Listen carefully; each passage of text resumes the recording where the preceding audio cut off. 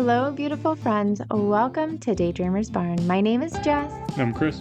We are an American family currently exploring the UK. Follow us along on all of our adventures here and when we return to America.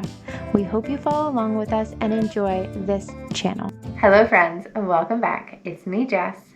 And today I'm going to be sharing with you guys some things that you can do in the UK that you cannot do in the US. So I thought that would be a little bit of a fun video. But first I want to say thank you to everybody that has clicked on this video. I love each and every one of you guys, so I really hope you enjoy it. If you don't enjoy my sit-down videos, we have some other videos that are us exploring the UK. So without further ado, I am going to jump into the video, well, not into the video, but into the things that I have come across that I find very interesting that it is illegal to do in the UK, but not in the US. So I'm going to go ahead and jump into it. So the first one is the drinking age here. You know, in the US, it is 21. Here, you can be served at home, I guess at really any age, technically. But at a bar, you can be served at 18 years old. You can serve your country and you can be served alcohol. In the US, you can serve your country at 18, but you have to wait until you're 21 to be able to have alcohol, which I think is uber crazy. But, you know, I don't make the rules. You just have to follow them when you're living in the United States. So, yeah, that's gonna be one of them. The next one is really crazy to me that you can drink in the UK. You know, your passenger can drink an alcoholic beverage while their driver is driving. And I just, in my mind, my American mind, it doesn't compute. You know, in the United States, you cannot have an open bottle of alcohol, any type, in the vehicle if it is moving.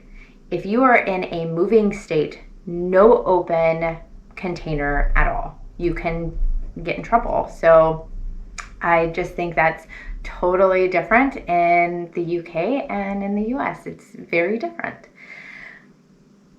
I don't think I would ever do that. It just feels really, really illegal to me. So yeah, leave it in the comment if you have a drink while is driving. I just don't think it would be fair. I think Chris would be looking at me like, okay, passenger princess, slow it down. So yeah, that's just one of my things that I think would be, would be different. So the next one is, it's not really a law, or it's just different.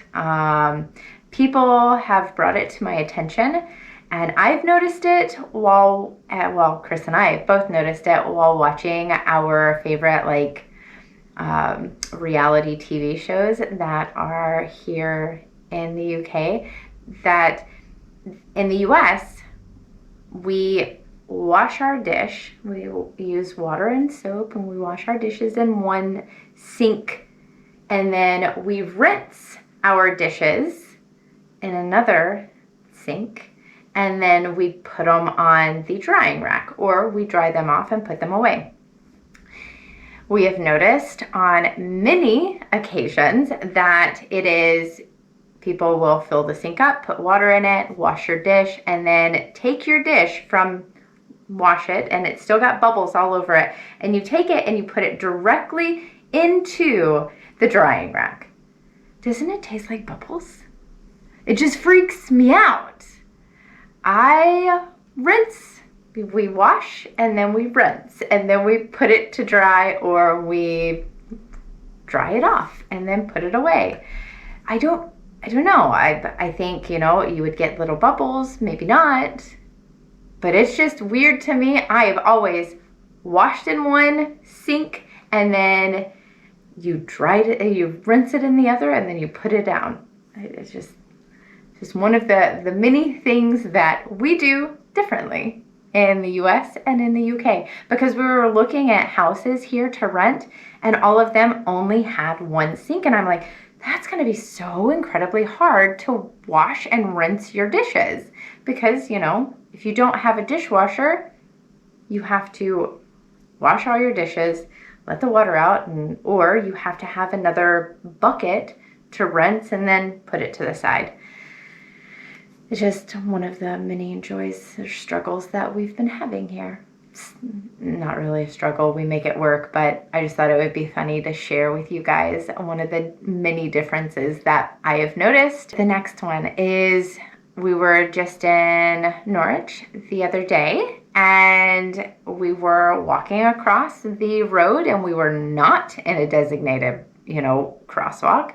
In my mind, in the US, you cannot cross the road unless you're in a designated crosswalk or you're able to get a ticket if a police officer sees you do it. It would be called jaywalking. In the UK, that is not the case. You're able to cross. Pedestrians have the right of way, it's just totally different than the US. And in my mind, I'm like, alarm bells were going off as soon as we were crossing the road. I'm like, this is not something that we should be doing. But it's normal here. And here in the UK or here in England, it's just normal. So the people that I was with, Paul and Bev, walked across and I'm like, okay, this is not normal for me, but I'm going with my peeps. So yeah, I just thought that was something that, I have experienced and it's just totally different. The next one really, confused Chris and I when we first got here. So in the United States, you cannot park facing oncoming traffic. Here, it doesn't matter. You park whichever way that you're able to fit. In the United States, that's just not something, you don't want to have someone thinking that they have a vehicle coming at them oncoming. It's just something that is not allowed in the US, but definitely allowed here because parking is very limited here in the UK. I understand, but it's just very confusing for me because I'm like, this is a, how we're all on one side, but we have cars facing each other like this. And I'm like, okay, how are we all going to get out if we're all facing different directions? So the next one is a little bit of a doozy. So here you can walk on other people's property. In the United States, I would not advise you just arbitrarily walking on some random person's property. It's just not something, unless you're walking up their drive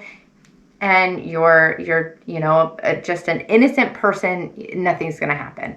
But if you are walking like, you do on the footpaths and stuff, it's just not something that is a thing that happens in the United States. And I absolutely love the footpaths and the pedestrians having the right of way here. I really enjoy that, but it's just something that in the United States, I would not advise to do. The next one is going to be healthcare. In the United States, we do have Obamacare, we have Medicaid, we have all of that, but it's not free like the NHS is. NHS is technically not free. It is free on the point of service.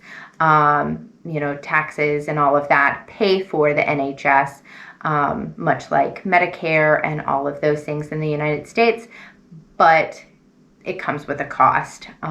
Here in the UK, NHS is something that people benefit from, and there are people that I have heard horror stories about people being overworked or not getting the proper care. So I have no really good nor bad because, it's something that I feel that, I see it benefit, but I don't know because I don't personally use it.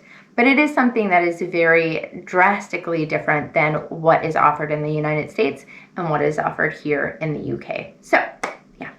So another one is something that I find incredibly cool. My kids are school age. Well, my son is not anymore because he's graduated, but he was 18 when he finished school.